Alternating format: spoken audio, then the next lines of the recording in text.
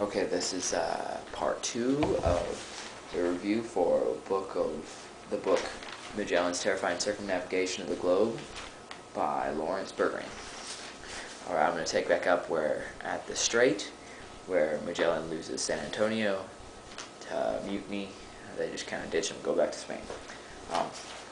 Once Magellan finds the other end of the Strait into the Pacific Ocean, he's like greatly excited. He thought that he was at the doorstep of the Indies, but he was wrong. He had like a 3-month journey ahead of him through the Pacific Ocean just to the Philippines. Once he got to the Philippines, he found some natives that he really, really liked. For some reason, he spent like 3 weeks, 2 weeks, sitting there and like eating, feasting. They even talked about becoming blood brothers, the two Magellan and the king. Magellan liked them so much that he wanted to kill the enemies of the natives, so he went to the neighboring island and brought 30 men with him, and it turned out that they were outnumbered 30-1, so Magellan was really kind of screwed.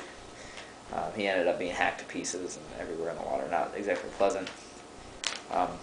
Once they were done, Juan Sebastian Elcano took over, the captain of Victoria at the time. Leaving there to the Spice Islands, obviously they stuffed the ship as much full as they could with spices. In all, they got 26 tons that they brought back to Spain. But on their way back, the Trinidad started taking on water, and so they left it. Victoria just kind of left them. It was a good thing, too, because the Portuguese showed up next, and it turned out that the Spice Islands were in violation of the Treaty of Tordesillas, right? And Portuguese caught Trinidad, and they were screwed. But luckily, Victoria escaped.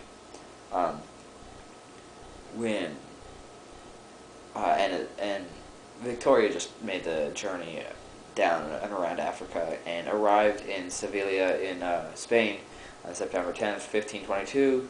Almost exactly 3 years later, that's when they figured out that they needed time zones.